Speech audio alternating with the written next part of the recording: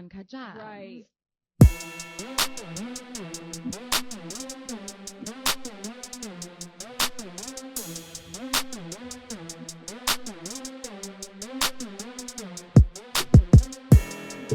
Welcome to the Too Much Dip podcast. My name's Dave. It's Monday. We got a big one, just a big, throbbing podcast in store for you. Joining me in studio, it's Dylan. Sorry, I'm sure you're catching a vibe. That hat looks cool on you. You look cool. You know I rep early bird. Why does it feel like football ends and we suddenly have more to talk about? I know, What's it's going crazy. on? There's so much stuff happening. National Margarita Day. Uncut John. Uncut John. Actually, I think that's tomorrow. I've National had way Margarita too. Day. I've had way too much booming loud on top of this Celsius. I'm going to be really annoying today. I'm going to just go ahead and get out in front of it. Today will be so an you're gonna all-time so low. You're going to be normal. Hey, hit the laugh track real quick. That's on the other thing. Okay. That laugh that you heard via remote application, it's KJ. Yeah, by the power of the vested in me and the internet, I'm just happy to be here with you fellas. Looking good, KJ. I appreciate that. Happy President's Day. Who's your favorite president? It would have to be Michael McDonald and Barack Obama. There you go. I think that's One a of really those. good answer. You know what kind of tule was used in the assassination of Abraham Lincoln? Do you think he really got shot? Yeah. Yeah. Ooh, I'd listen to this theory. Was it Smith and Wesson? That's a good guess. No, it was a Behringer, obviously. I thought you said Derringer. Derringer, obviously, is with a D. Derringer, 44 cal, a big boy. Darren sounds like a baseball bat. You didn't know this, but Dylan's a gun guy. Okay. Yeah. Only vintage guns, like pre-turn of the century, 20th century guns. Yeah, John Wilkes Booth, he just crept up there and just pulled the tule on him. It was really unfortunate series of events. He hit him with Didn't that Wyatt, heater. He escaped and made it to like Kentucky or some shit. He sprayed the theater balcony section. I think it was one shot. It was one shot. Point blank, really.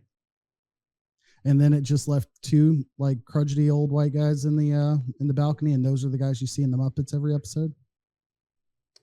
Is that who the Muppets are based on? I don't think that's right. I feel like those are the two. Like I like to imagine it was Lincoln and those two guys hanging out watching the Muppets do their show, and Lincoln wasn't happy about it either. Actually, no, Lincoln was extra hype about the Muppets, and the other two didn't want to be there. Lincoln got offed, and they're still there to this day. That's There's a guy my right thought. there. That's a guy right there who's raising a kid. This guy right here, Yeah, dad of the year. I've said this many times, but sometimes KJ starts referencing something that goes like 10 miles over my head, so I just keep my mouth shut. The Muppets went over your head? The reference, yeah, I didn't know what the hell he was talking about. I'm familiar with the Muppets, though.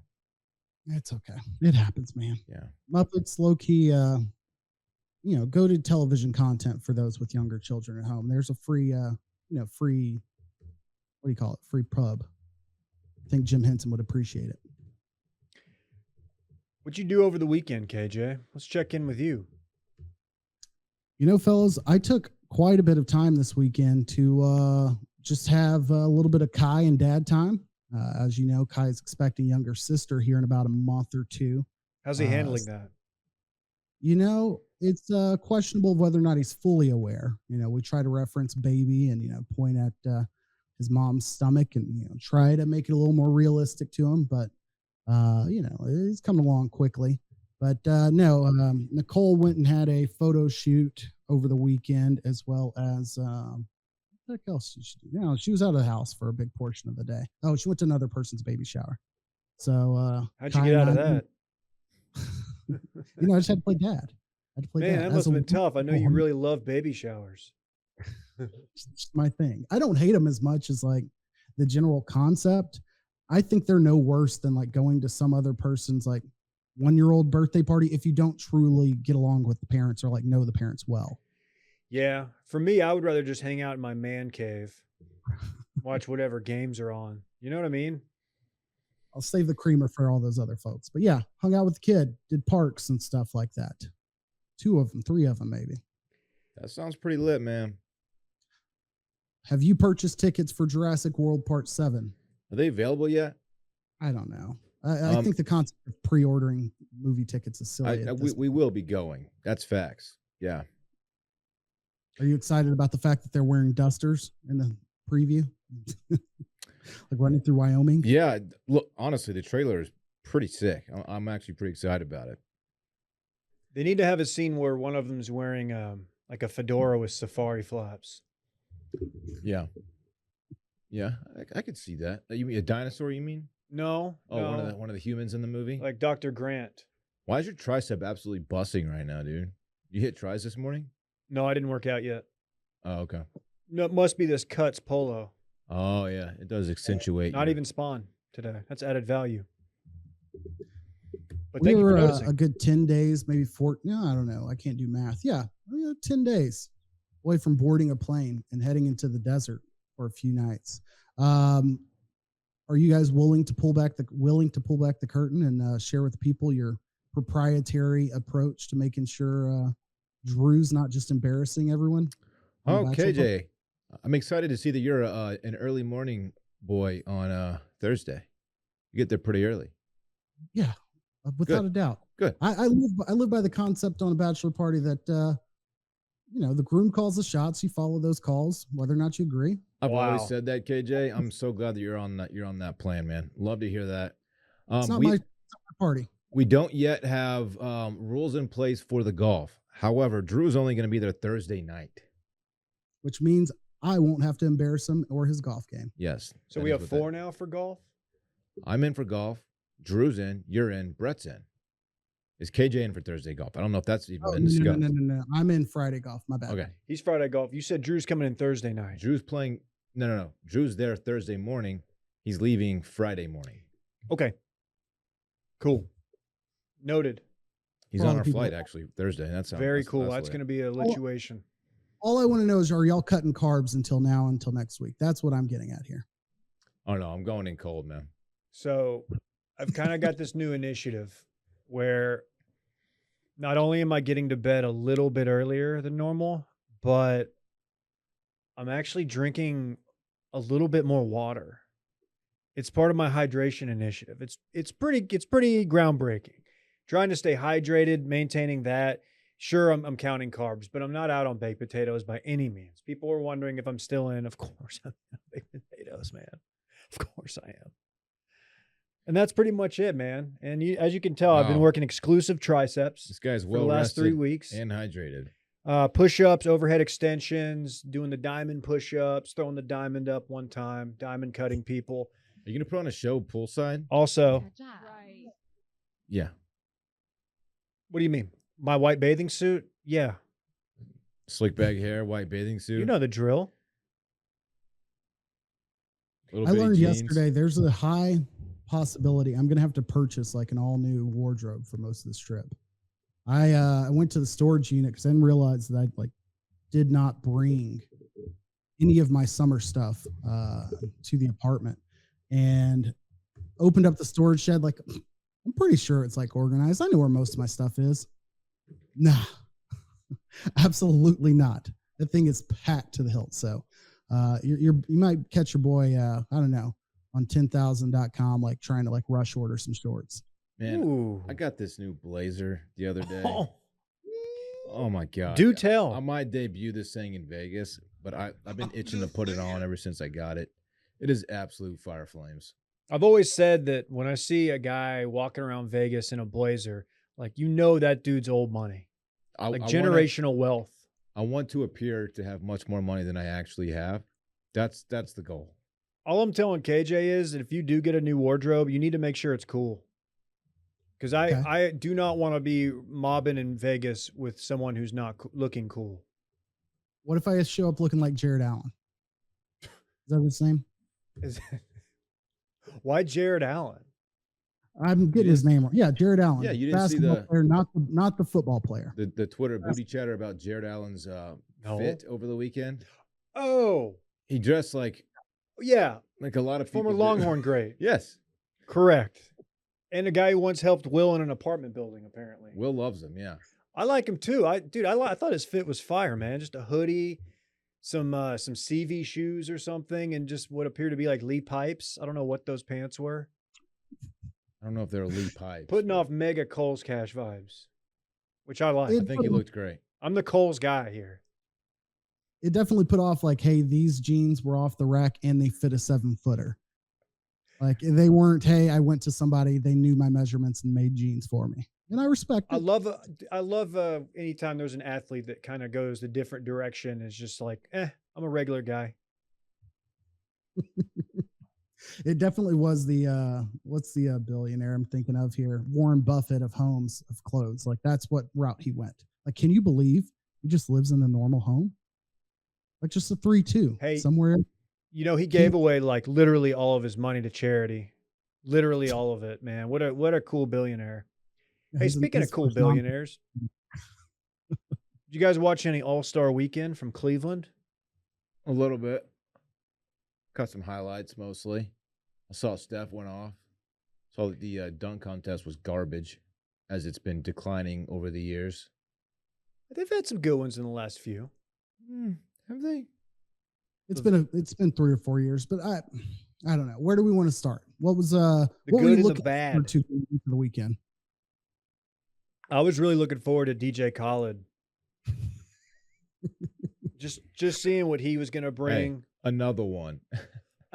That's what he says. That's he kind says of his that during signature his songs, thing. Yeah.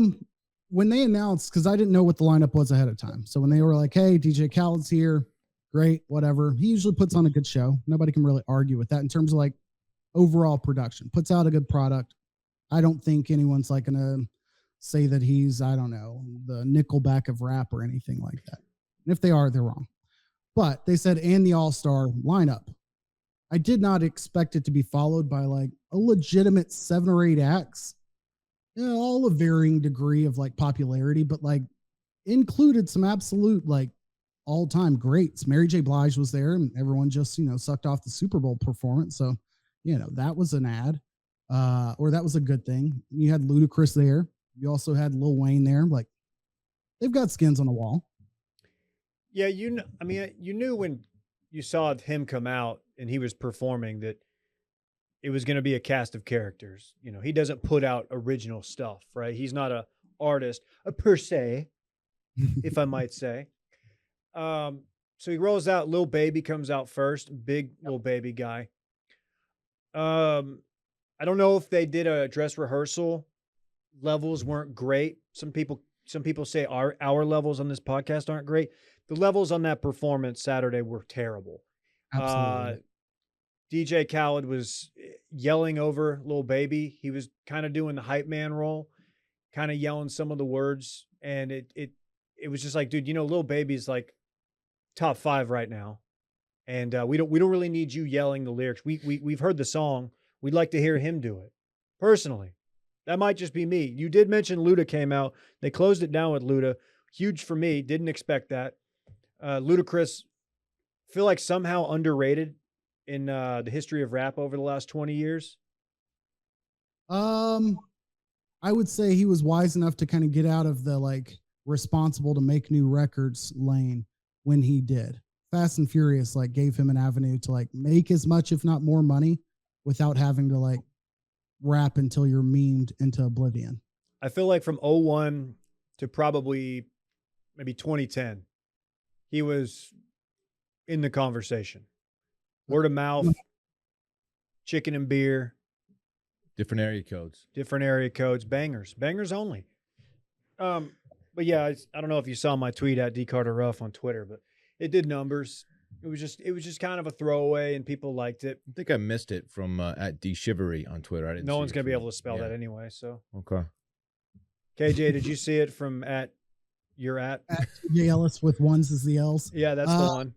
I did. I also saw Bradley James's one of Internet Party, Brad James, his tweet saying that DJ Khaled ruining a perfectly fine Lil Baby performance, in which the Shade Room on Instagram screenshotted his tweet and posted it to their Instagram. They've got a pretty hefty following on Instagram. So I don't know if he got any blowback from it, but, you know, it's a pretty good tweet.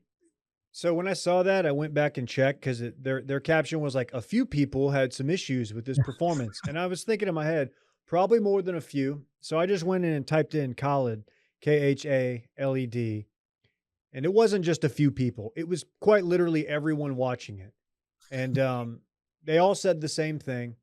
It was bizarre. It had nothing on the Super Bowl performance, the halftime show. I know if you wanted to maybe compare and contrast, but that was flawless execution. Mm-hmm. I would say that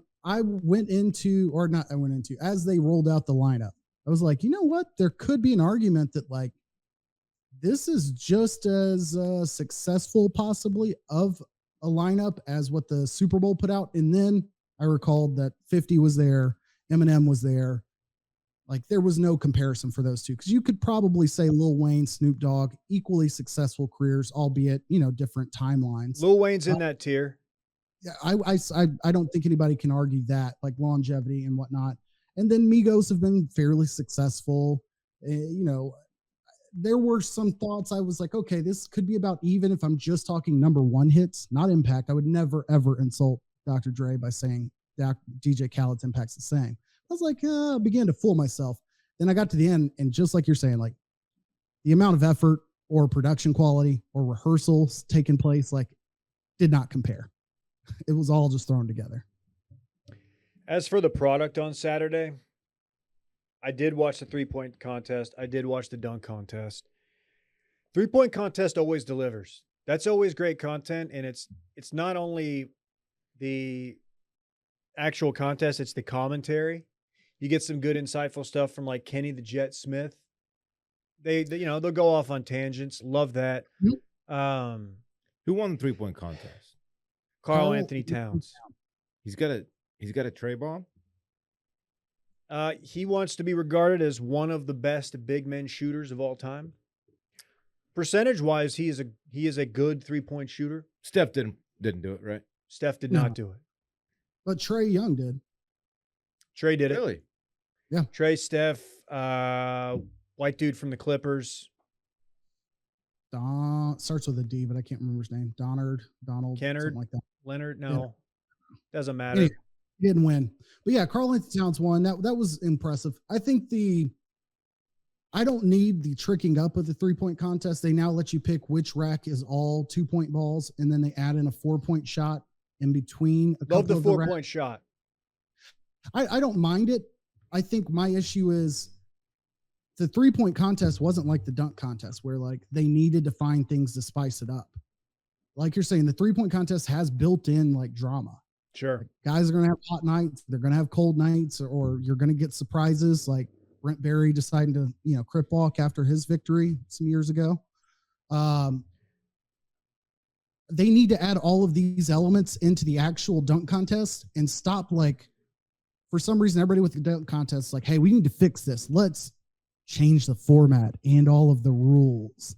Like nobody gives a shit about the rules. Like just add more bits to the dunks. The dunk contest got off to a really bad start. I don't know if you saw it. Greg Anthony's son, Cole Anthony. Mm-hmm. His first dunk was he was going to wear Tim's, some Timberlands, some boots and dunk, which is great. However, he had to put them on. And for about 20 minutes, we watched as he, unlaced them a little bit, loosened them up, took his shoes off, and then put on the Timbs in the most, just at a snail's pace. It was unbelievable. It was 20 minutes before he even attempted his first dunk. And he was okay, but it didn't hit. So a while back, they changed the rule from you get one dunk, then that dunk's you're going to get scored on it, to, okay, you have like 30 seconds or a minute, whatever it is now, to perform your dunk, which just completely ruined the whole show. Because you're just watching the clock. If you miss your first dunk, people don't care as much because they see what you're trying to do. It takes away the element of surprise. Yeah. It deflates the room. Is he going to get it? And then finally, like 4 dunks later, he pulls it off. And it's like, I'm not that impressed anymore. I just saw you fail 4 times. So it kind of sucks, man. They need to go back to the other way. I think one and done's the way to go. Yeah. And give them credit for like the creativity and the attempt if they're close to like, pulling it off. Yeah, I remember Nate Richardson, this was probably, 7 years ago. It was about the time they started doing this. That's his name, right? Little guy? Robinson. Robinson. Nate Robinson, Nate not Josh Richardson. Famously knocked Famously- unconscious by Jake Paul. Yes, that guy.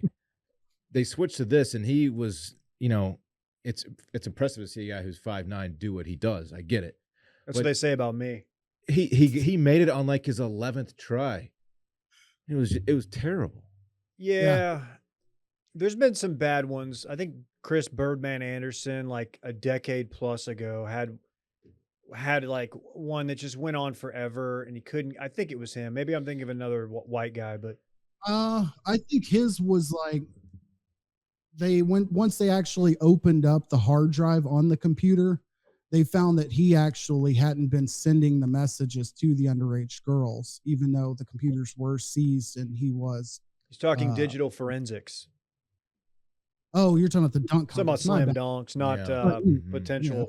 Sad ending to the Birdman story. But anyways, I think one and done's the way to go.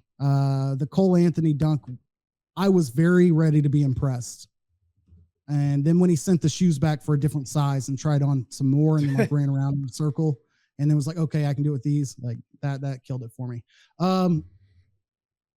The current format just eliminates the ability to do something really, really, really, really awesome and not get any credit if you don't make it. Like, and then you get other opportunities. Like, I think you've got to have these guys just go out and sell out, hopefully not get hurt, but like sell out. I'd rather them just completely brick an incredible dunk and everybody just talk about what could have been. Oh, he had the height. He could have done this. This would have been awesome, and give him some points and move on. Maybe give him 5 dunks, but you only get one shot per round. Someone's probably thought of this, but I would be all for rolling out a mat from the free throw line under the goal or the hoop, if you will, and putting in a mini tramp, kind of like mascot style. And let's get gymnast with it. Let's see some flips. That's how you really spice her up. I want to see how high these guys can get. I'm impressed with verticals. Like, let's get the rim up. Let's do a 12-foot dunk. Who can throw down on that? Who did who had the second goal brought in, the second hoop? Somebody tried to do a 12-foot dunk once. You had the cupcake birthday candle. Oh, no, it's like, man, we're running out of things to do. It's the same old thing. Yeah. We got to mix it up. Give me a mini tramp. Maybe you have to do it in your team's mascot uniform. Okay. The last thing on that contest is I like the tributes. I like the callbacks. I like the attempts, even though the one guy didn't land the Vince Carter dunk. I think that made me realize just how much cooler the Vince Carter dunk was, where he hung his elbow in the rim. Showed you just how hard that was to do. I think that TNT doesn't help these guys by just continuously showing the waiting period.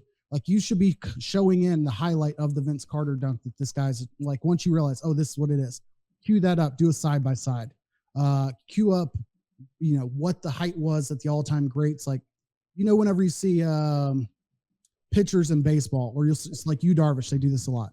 They'll be like, here's Yu Darvish's 12 pitches. And you see an overlay of Yu Darvish and like the ball come out of like 10 different positions and curve all different directions. Like, that's awesome.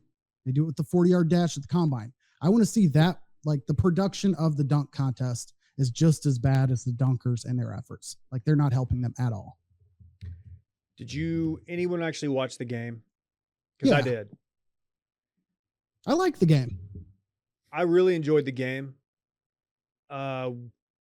I know it's an all-star game, but watching Steph, what did he go, 17 of 26?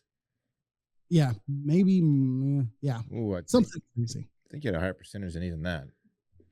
Either way. It was really, really fun. It was to the point of like, I'm glad I'm sitting in front of a TV watching this live. Like, again, it is an all-star game, but like even in a pickup game, seeing somebody from that distance be that accurate, and it'll always get me when he turns around and runs the other way before the ball's even at its apex. That's always going to be a cool moment for me.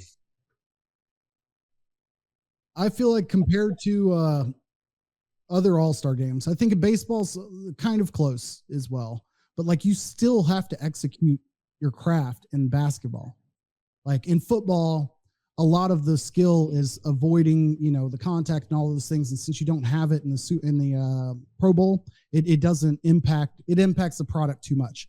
But Steph still has to hit those shots.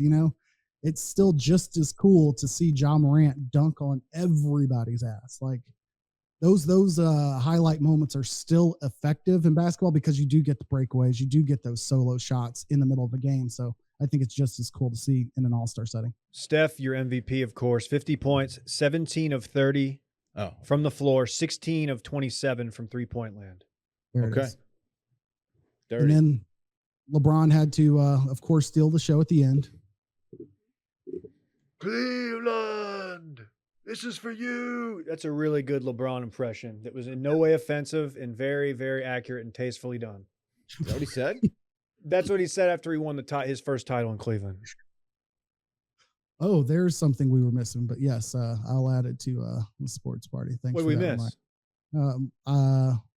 Championship celebrations. Yeah. So, yeah, LeBron hits the game winner. I don't know what people know about less, All-Star game scoring or like the FedEx Cup. Two very, very difficult things to understand, even for like the best fan. But yeah, that was cool to see. I thought LeBron had a good All-Star weekend. He threw it out there that, hey, whoever drafts Bronny, I'm going to play with him. So I will go to your team. Bronny, of course, being his son. Okay, he's going to get drafted because of who he is and because it comes along with a LeBron package. But A 40-year-old LeBron package, probably. But is he like actual NBA caliber as a basketball player? Bronny? Bronny. He's a good high school that's player. a legit question. I mean, I don't know. I think that he'll be rushed to that level. I think that people went into last year or the year before rating him like in the top 5, and then it's like top 10. And now people are probably like, yeah, he might be a round 2 guy. I think it's very clear that college experience might benefit him to develop his game and or just size to fill out. But none of that's going to happen, even if it means you get 1 year with LeBron and then until LeBron buys a team or whatever his outweighed influence after his career's over. Like, I don't know that Bronny will be around 3 years after LeBron's career in terms of like starting or whatever. It's kind of like when people pick up Giannis's brother. I think the Mavs picked him up at one point, like, hey, maybe this will help us sign Giannis, and then this obviously did not happen. Dude, he's got 2 brothers in the league. They just bet on one brother. There are three guys with that long ass name on their jerseys in the NBA. Antetokounmpo? Right? Yeah. I crushed that. Yeah, this seems like a novelty that Mark Cuban will definitely fall for. And would you be upset about it? Yes. Okay. Okay. 40-year-old LeBron. If it's a second rounder, then sure. If you can get him in the second round, but if they use like the 15th pick or something, why would you wait? Like, I don't. It's nobody's gonna wait to that point. You're gonna get to the like. Once you're past those like first sure lottery shot guys, Bronny's going to go 7 to 12 just because of this. This is something that if the sport was football, then Jerry Jones would absolutely burn a first round pick for this. 100%. The most Jerry move of all time. He would be fist fighting his son, much like he did over Johnny Manziel back in the day. Still a ridiculous story. Really absurd. That story I added, we'll have a lot to talk about there. So let's push through.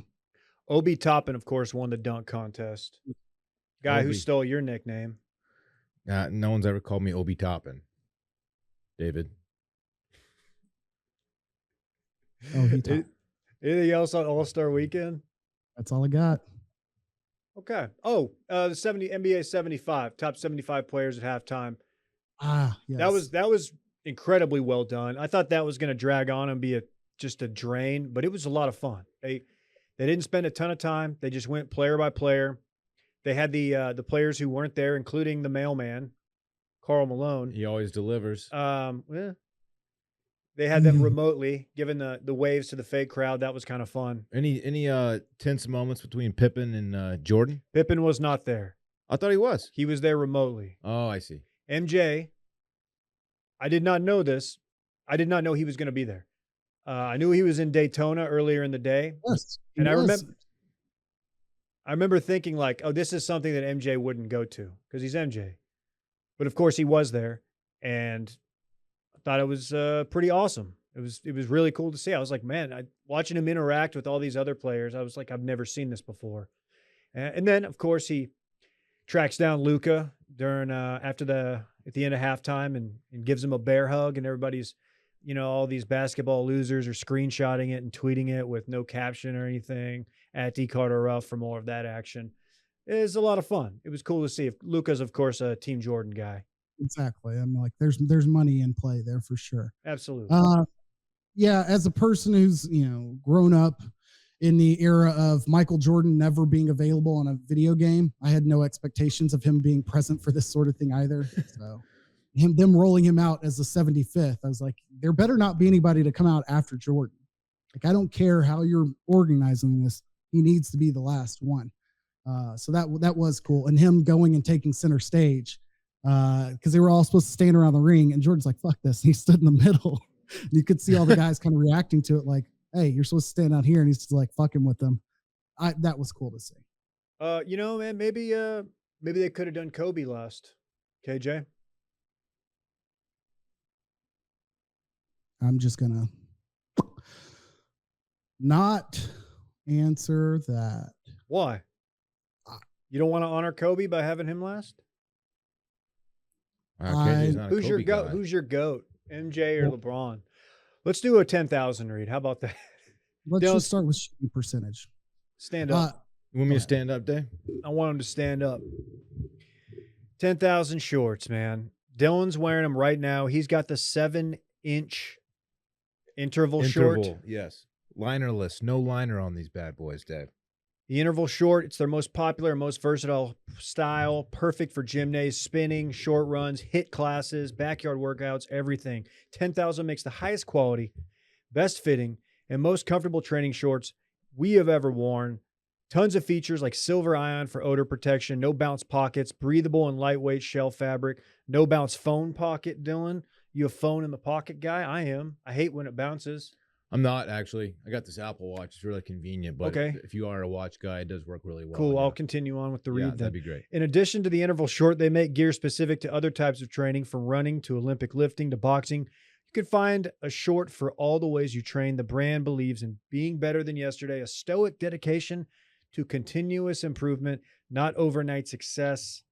I like their shirts as much as I like their shorts. I do too. I often double up at the gym. They're so comfortable. Their long sleeves in particular are my fave.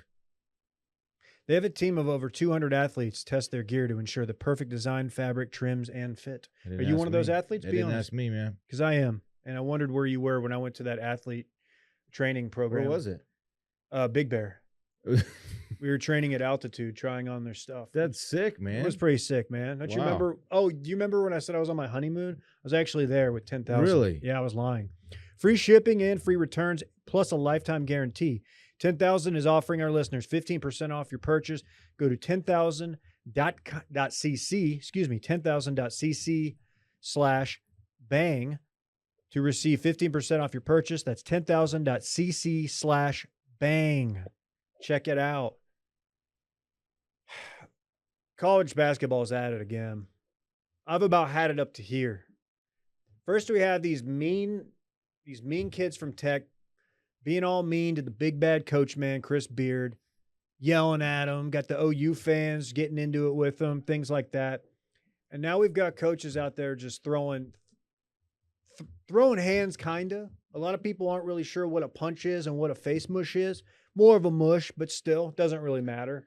Yeah, it seemed to me like, of course, we're talking about Juwan Howard, head coach of the Michigan Wolverines, member of the Fab Five. Correct. David. Yeah. It looked like he was about to throw a punch, and he was like, maybe I shouldn't do this, and so he just kind of pawed at him. Got a big old bear paw. Rawr. Yeah, That's do an animal noise. rawr.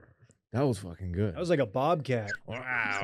That's like a bobcat with gangrene Yeah. or whatever it is. Not rabies. gangrene. Rabies, probably. Yeah, probably not gangrene. A rabid bobcat. Anyway, you got his big old paw on him. And I knew a few rabid bobcats in college, if you know what I mean. yes, Stay away from them. as the mascot of Texas State is the bobcat. That's what he's referring to. STDs. Okay. No, seriously. The real important question, KJ, start us off. More disrespectful, just straight up over a crowd punching somebody, or over a crowd face mushing somebody. I think the punch still, because it comes with the level of confidence of like, regardless of what happens in between you and I, like I'm bringing some force behind it. There's no defending Juwan Howard here. Having gone back and watched the tape and a closer video of what happened, this was all predicated by Wisconsin calling a timeout. They were up, I want to say like 12 They were up points. like 15 when I tuned in for the golf. Yeah, and they called a timeout completely unnecessarily. And you could tell that the Michigan bench was pissed. Juwan Howard's, chirping from the sideline. Timeout ends. They come back. They run out the clock. Game over. And then you get the handshake line. And initially, Juwan Howard doesn't join the handshake line. And the announcers notice that, like, he's refusing to join the handshake line. Like, probably better that he had. Like, what's he going to be fined by the Big Ten for not shaking hands? Like, that's dumb. Because what ensued was probably something that's going to, like, cost him the rest of his coaching career. I also think I have a little bit of a problem with the other coach, like being like, you better shake my hand, or that's, ridiculous of you not to acknowledge me in a professional manner and like to get in his face as well. But, the reaction's worse than what started it. I'm going to argue that the most disrespectful thing a grown man can do to you is just to open hand slap you. If someone slaps you in the face, yeah, you have to respond, or else you're like, your man card is pulled for in perpetuity. Think about that. That's a great Someone point. slaps the shit out of you. It's like, oh my God, that dude just slapped me. If I throw a punch and land it, and you're unaffected by it, and you just take it, you eat it, you look like a badass. Yeah. But if you eat an open hand slap or whatever that was, if you slap somebody, you're saying to them, like, I'm not trying to not, even though you can. You're just disrespecting. You can knock someone out doing that. I've seen it. But yeah, that's like in Russia. Yeah, those slap. What is that? What are those? What's that slap fight thing they do? Anyway, but if you slap someone in the face, but you're basically saying, like, I'm not trying to like hurt you really bad, but I'm trying to embarrass you and disrespect for you. That says you think less of them. Like, you are like, dude, you're a bitch. You have to do something. Yeah. It's like, oh my God, I agree. This motherfucker just slapped me. That's what I would say. I think he gets suspended for numerous games, maybe the rest of the season, but I don't think he's done. Unless he's just like a shit coach, which I don't think he is. But something has to happen here. I mean, I'm trying to think like the precedent to this. I know Woody Hayes like punched that dude in the neck, right? Head coach of Ohio State, and he was done after that, right? What about Jim Boeheim? What'd he do? Of course, it was off the court, didn't he? Okay. He might have run over somebody and killed them. Tragic. That's a little different, but not intentional. We're just talking about coaches' behavior. Yeah. Remember the Woody Hayes punch? Yes, Bo Schembechler, but I don't know. Was that the end of his career? I can't recall. I think so. It might have been, but he punched a player from the opposing team. I didn't follow much of his stuff after Cheers, honestly. I mean, like, obviously, True Detective was good. Season 1 was good, but and like, honestly, on Around the Horn, he's not that funny. Like, the shtick of having the whiteboard over his shoulder gets a little old. I told you I was going to be on Woody Hayes punch / Harrelson. I think there have been some football precedents for this. Like, you get the gun shy handshake. I've been on Twitter, standing for fewer cops in post game handshake scenarios. I'd like to defund the mechanisms that bring our police officers off of the streets and into the sports arena.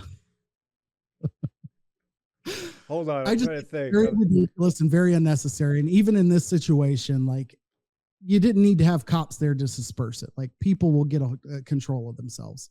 You know, security detail, monitoring people running on the field. I'm all there for it. I don't need every single SEC coach to have like Sergeant Slaughter off their left flank at all times. Again, Sergeant Slaughter, do, of course, a fictional character.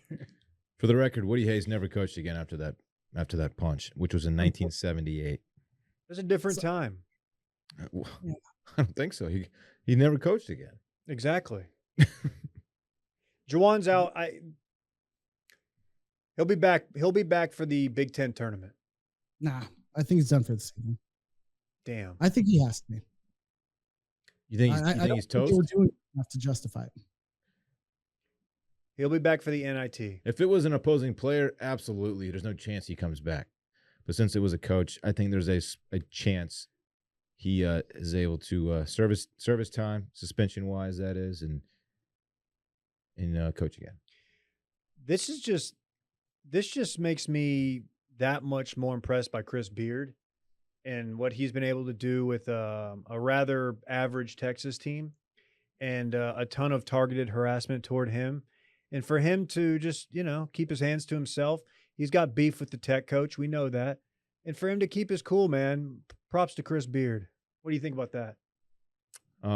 Texas, of course, lost to Texas Tech over the weekend. They had a better game, but yes, Tech is just a better team. I legit feel bad for Chris Beard at this point. I think this is pretty undeserved, all this harassment. I know there's going to be some of it, but he looks miserable. Like, he looks like he goes home and cries himself to sleep every night. Just from a demeanor standpoint. Yeah. I feel bad for Andrew Jones. That's the forward's name, right? Guy who beat cancer, worked his way back onto the court. Andrew, I think it's Andrew something like that. I don't remember. Either way, he hit a shot that gave them a chance to be back in the game. Texas Tech had a couple bad screw-ups late in the game. It is Andrew Jones. This game was during Parks' birthday party, by the way. Yeah, I was watching on my phone. I wasn't. I'm not to turn this whole full Tech like breakdown. Like, Tech has a few guys I could do with less of. They had a little bit of infighting and guys yapping at each other in a huddle towards the end of the game after a couple screw ups. But I don't know why, but I'm so over, turned off by this whole Texas Tech making this like the entire basis of their identity is a little, it's a little weird. Like, get over it. They're playing well outside of that. Why do they care so much about Chris Beard? Like, you're continuing to do well. Get over it. Like, they didn't need to take this to Austin. Like, 50-year-old men in the crowd throwing up middle fingers with the guns up, like, on national television. Like, what are you doing? Look, here's the deal. I kind of share the same opinion, but then I'd put myself in the shoes, like, had I gone to Tech, and I would have definitely been one of these people who would have been all in on it. Now, I don't know if I'm like taking it to Austin, and I don't know, but like the first Tech home game was a 100%. Badass scene.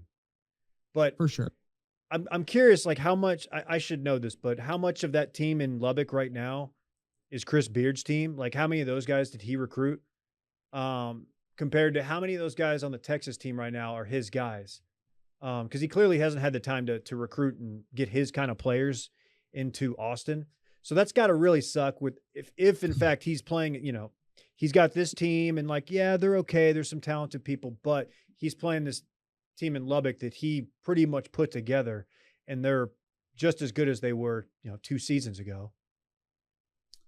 Yeah, it's hard to say. But Tech seems to be really good. You know who else is really good? SMU, who's 16-0 at home, and Moody. Big win over Memphis.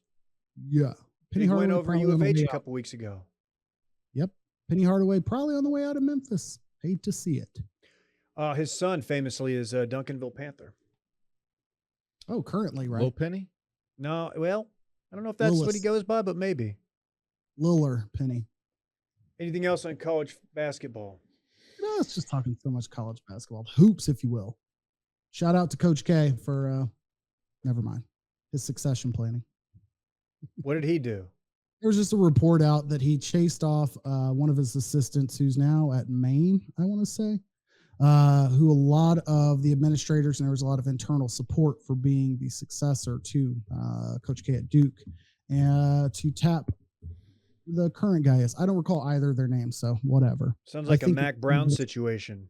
Yahoo clickbait situations because one coach was black and the coach they chose is a white guy. Whatever. Oh. I'm sure it'll work out fine for Duke. I couldn't tell if genuinely you're. mean, like, it will still be good. Yeah. It won't. Can we talk about our friends at Manscaped? Ooh. Stand up, Dylan. Support for this podcast, the Too Much Deb podcast, is brought to you by our friends at Manscaped, the leaders in male grooming. Their 4th generation performance package absolutely changed the grooming game, along with their refined body wash to round out your hygiene routine. Join the 4 million men worldwide who trust Manscaped for their shower time routine by going to manscaped.com for 20% off plus free shipping with the code DIPPY20. That's code DIPPING20. Have you smelled Manscaped's refined body wash? Have you smelled it? I think you have. I have not yet, but I'm finishing my current body wash, and this one is on the on deck circle. Are you Just champing at the bit? loosening up. He's got the bat over the shoulder, ready to get in there and start ripping. It's a sports analogy. Yeah, we're doing sports here. Can't I'll tell wait. you that you take that body wash and use it as a bat in college. Maybe. Because that body wash container is a thick boy. It is not only quite voluminous, but it's also aluminum, I want to say. You and your boys will be oh so fresh and so clean when you start off your self-care routine with the ultimate body wash. I've got a little bit of it in my backpack. I bring it to the gym. It's my post sauna, post shower, or I guess during the shower body wash. It'd be weird to use it after the shower, wouldn't it? Keep the grooming game going with Performance Package 4.0. Inside this package, you'll find their Lawnmower 4.0 trimmer, Weed Whacker ear and nose hair trimmer, Crop Preserver ball deodorant, Crop Reviver toner, Performance boxer briefs, and a travel bag to hold your goodies. This is going to be a big player in Vegas. I'm just saying. I'm going to be using all kinds of ball deodorant on the golf course, off the golf course, just in general. The nose hair trimmer, first of all, is fantastic. It works really well, but it's also rechargeable, which is the first of its kind that I've ever owned. They're always like the disposable battery ones, and those are just kind of trashed. This one's not. There. That 4th generation trimmer features a cutting-edge ceramic blade to reduce grooming accidents thanks to their advanced skin-safe technology. Lawnmower 4.0 has 7,000 RPM motor, a new multifunction on and off switch that can engage a travel lock and give you the ability to turn the 4000K LED spotlight on and off when needed for a more precise shave. Oh, and did I mention the trimmer is waterproof too? This trimmer is a shower essential. That's huge. Kind of a game changer in my eyes. Manscaped even threw in 2 free gifts to their Performance Package 4.0, the Manscaped Boxers and the Shed Travel Bag. Bring your comfort and boxers to another level. Remember, get 20% off plus free shipping with the code DIPPY20 at manscaped.com. That's 20% off plus free shipping with the code DIPPY20 at manscaped.com. It says here, it asks if Phil Mickelson killed Khashoggi, KJ? Yeah, I was just kind of skimming through the headlines over the weekend, just trying to think, like, what are we going to talk about? There's no football. Like, what's going on with the sports? And then I see something cross my my timeline, maybe it was Friday, where I don't have the full Phil Mickelson quote, so if you want to pull that up, that would help. But as I recall it, he was like, of course they're terrible people. He said they're scary motherfuckers. There you go. Referring to the Saudis. Also said they killed Khashoggi and have a horrible record on human rights. This is to Alan Shipnuck, who has written the unauthorized biography of Phil Mickelson. They execute people over there for being gay. Knowing all of this, why would I even consider it? Because this is a once-in-a-lifetime opportunity to reshape how the PGA Tour operates. Of course, a reference to the Super Golf League, which is now apparently no longer happening after Dustin Johnson, Bryson DeChambeau, 2 people who were rumored to be involved, came out, said they backed the tour. They're not going anywhere. So Phil is basically saying they can use the Saudi League as like leverage to reshape how the PGA Tour operates. I think he just came out and said it. Yeah, okay. He said the quiet part out loud. usually not a good negotiation tactic when you're telling someone, hey, this is all for leverage. It And gives them a chance to call your bluff. His issues with the PGA Tour are what? I've seen him complain on social media a little bit, but it's kind of unclear what exactly it is that he's unhappy with or thinks should change. According to him, $1 million for his tweets.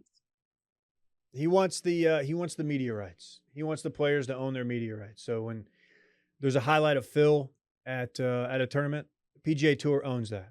And part of the reason, I'm going to explain this poorly, but part of the reason they own it, or what they do with it, they are able to sell that to tournament sponsors and ad partners. And that money ends up eventually in the purses and goes back to the players. That's how it works. He wants to be able to, he even mentioned like wear a camera on his hat and post those videos like at tournaments. He wants to be able to do whatever he wants. A lot of people are speculating that he doesn't really care that much about that. He just wants the money, or I should say needs the money. People pointing to the fact that he sold his Gulfstream in the last few years, even though his net worth is somewhere, I think, north of 400 million. It's like, dude, what? Because he's rumored to have money issues. We know he's not afraid to turn down some action or to take some action. Big gambler. So He's really slumming it now. maybe. Would Okay. he be on your top 3 most likely to fall victim to whatever 2025's Ponzi scheme equivalent is? 100%. I mean, he's not been investigated. He's been questioned somewhere in the atmosphere of insider trading. So he's got white collar written all over him. I mean, I think I don't know. Ironic because he typically wears a black polo. That's the duality of man, the yin and the yang. No, I think Phil used to be a not Goldman, Lehman Brothers. Wasn't he a Lehman Brothers or one of the now defunct? The 4-letter. He was KPMG, Yes. but I think he had one of the big banks that failed. Oh, I didn't know that. I just always equivalent, or I don't know. When I see their logo, I think of his hat, which like that's, saying a lot for, a company I'm not like interfacing with at all. Yeah, Phil is primed to be the face of this whole discussion. It was a little bit weird to me. This isn't like free agent signing period or something. I know the tour season's just getting started, but was it not strange to y'all that so many players in short order, like within the course of a week, put out like very prepared statements? Like immediately?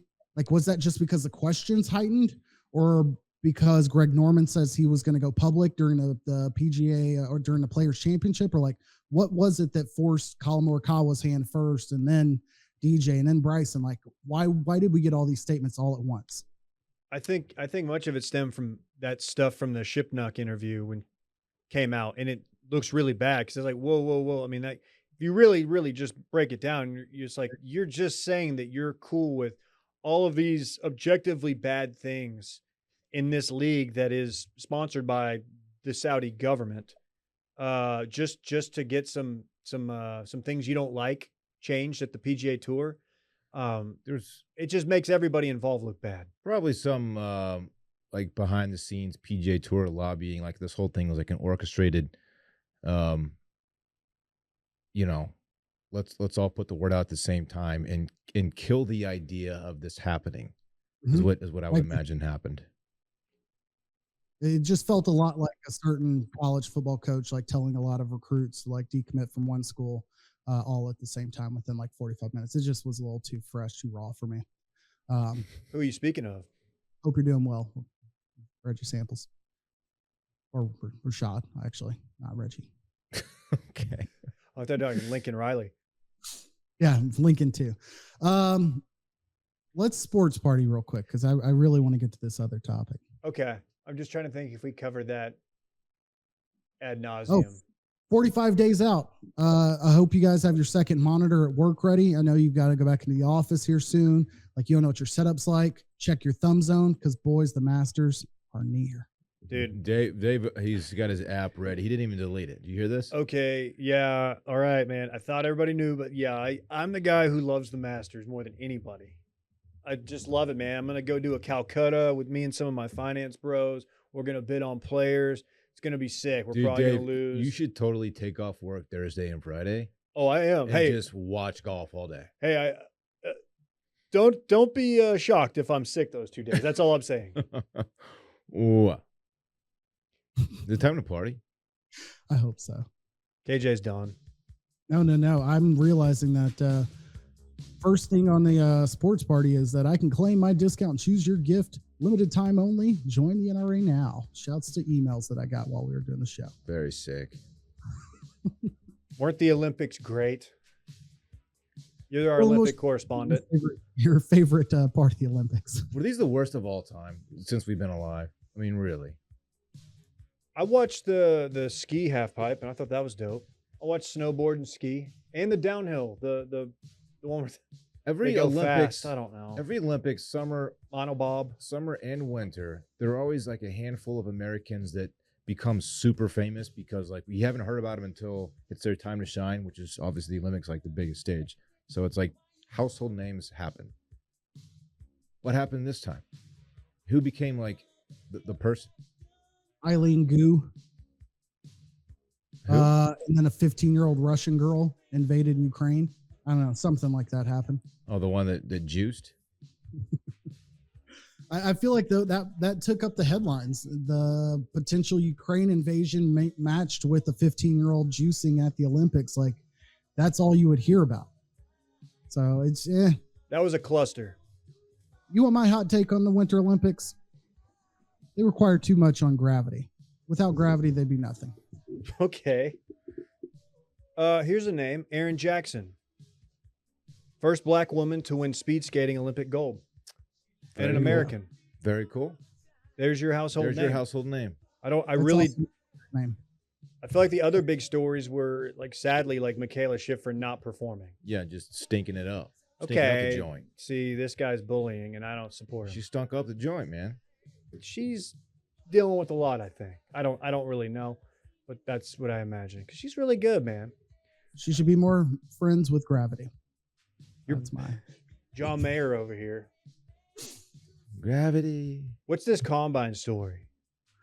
Yeah, so NFL is dealing with some bad policies, question mark. The NFL Combine is slated to occur 2 weeks from now, basically. Players would start arriving at Indianapolis, as they typically do. What you usually see on the NFL Network for 4 straight days is the latter part of the week, but in the beginning of the week, they'll do a lot of the measuring, a lot of the interviews, and then you'll get like DBs and 40-yard dashes, all of that. Well, this year, due to the non-congruent, unparalleled, perpendicular times that we live in during a post-pandemic, pre-endemic time, question mark, the NFL wanted 300 plus players to come in from around the country into one place and to basically quarantine in a bubble type scenario. Not like one main campus, but essentially be in their hotel, come onto campus or come to the stadium, do their events or their interviews, and return to their hotel without any other additional contact.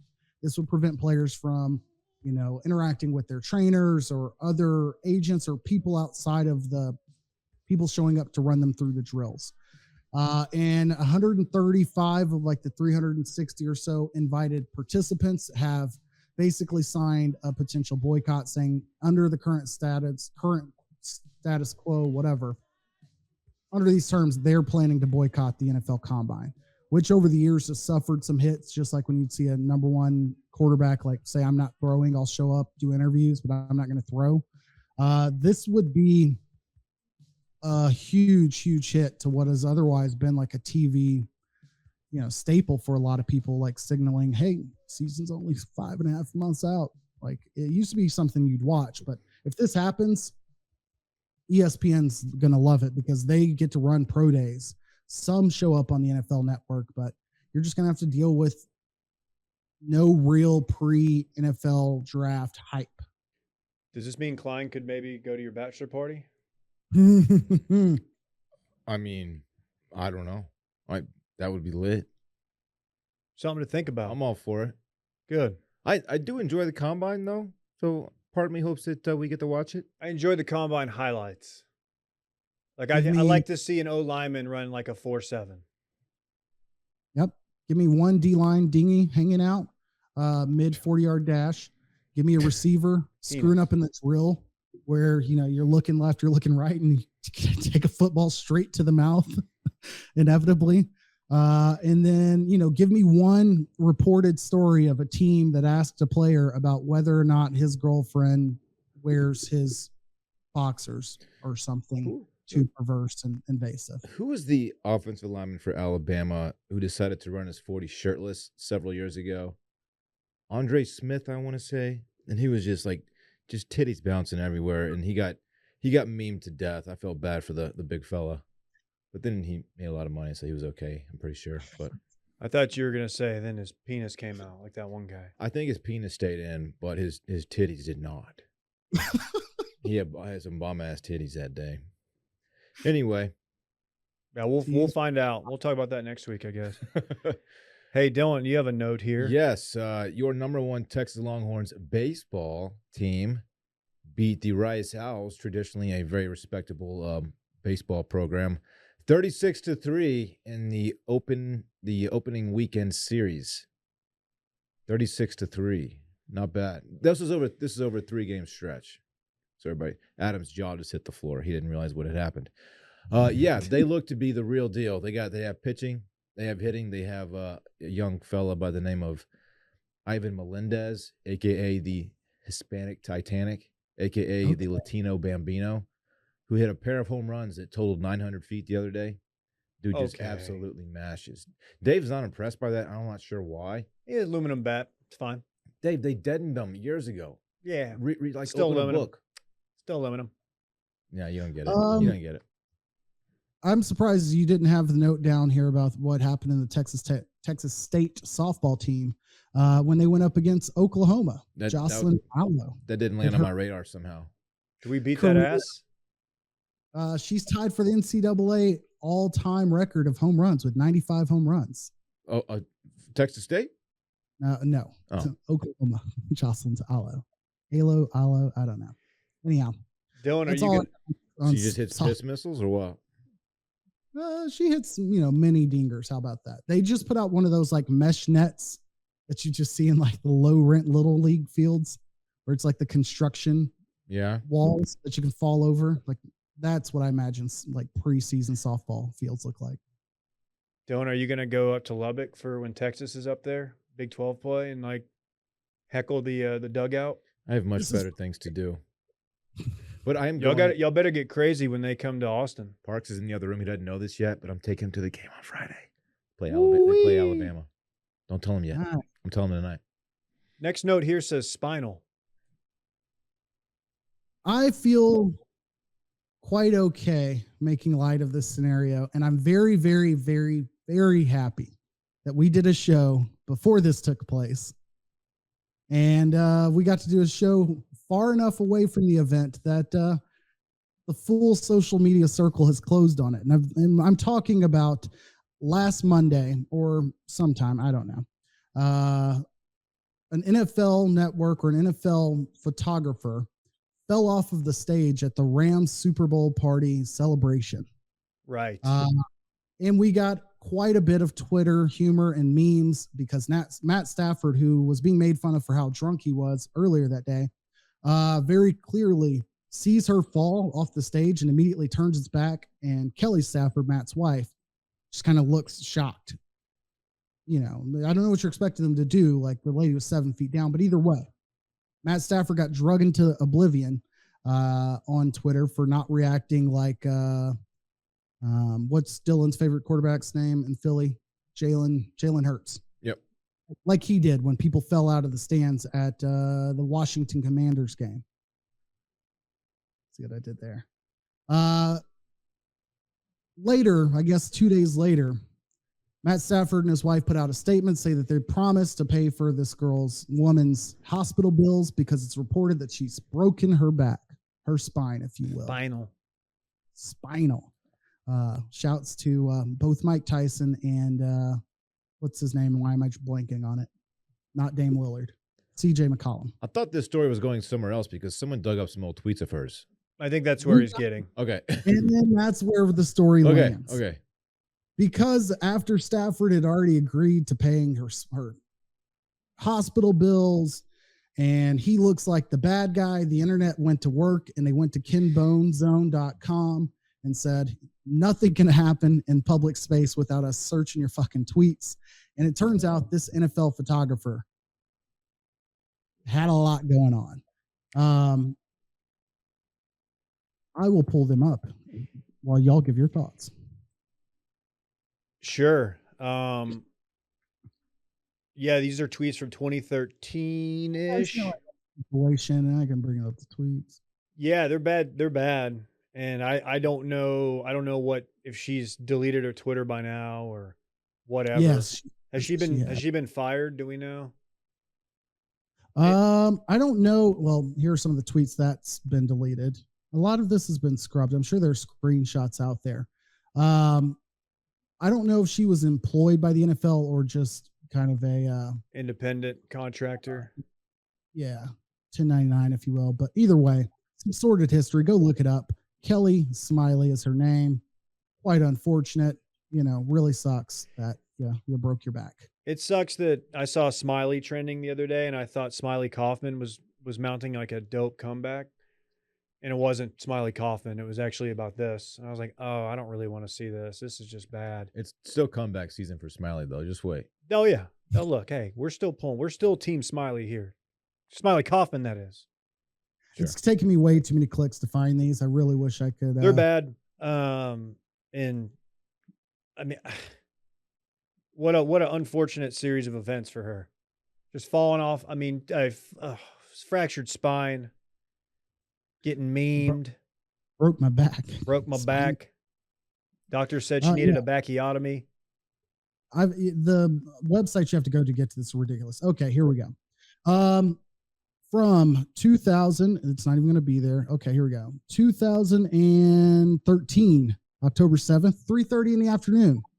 LOL at these effing Asian people screaming their Chinese language in the library. One, we're in American, and it just says we're in American. And two, STFU, this is a library in all caps. It doesn't get much better than there. I'm not going to run through them. It goes on like this. She does drop the N-word 2 or 3 times. Oh, and one of my faves, who amongst us, just replying, no, not even replying, at 10:59 p.m. in 2013, you are a British cigarette, but of course she didn't use British cigarette. Are we to presume it wasn't a reply, it just says it in her Twitter. Do we know how old she is or was during these tweets? I'm very curious because I've not seen her face. I don't know what she looks like outside of the back of her head falling, rather hilariously, might I add, off of a camera or out of camera frame. Nothing specific on the internet. Okay. That's tough. That is a tough 48 hours. Speaking of tough 48 hours, one final note in the sports party. Chris Paul out 6 to 8 weeks. Very significant. Rest of the regular season. Had the bad bit of wanting to play last night to get an assist. So he came in for like 2 minutes into the game with a wrapped thumb. It was weird. It was like, dude, you've done this how many? He's probably like a 15-time All-Star or something stupid. We don't need to see you. He didn't do anything. Missed his only shot, I think. Anyway, that's big for the Western Conference landscape. Yeah, they are 6 games up in the West, 48-10. Warriors in second place at 42-17. Lakers, since there's so much talk about LeBron, are, 21 games out of first place. They stink. No AD for the next few weeks. That's bad. They stink. They stink, baby. Keep an eye on those Grizzlies. Grizzlies, low-key, my pick to make it to the finals. Ooh. Oh, damn. Like the finals. I might sprinkle something on that. That's loco. Oh, you gonna dip your toe in? You gonna get your beak a little wet? Big jaw guy. I don't know if you heard about me, but I'm pretty damn good at these sports. This dude gambles. His beak looks a little dry, but it won't be for long. He's gonna get it wet. Dylan, Is it time? Run it back. Yeah, please. All right, it's time to run it back. Of course, the segment during which we talk about what we already talked about. Wilkes Booth pulled a Thule and sprayed the theater balcony. You know, it's John Wilkes Booth, right? Yeah, I know.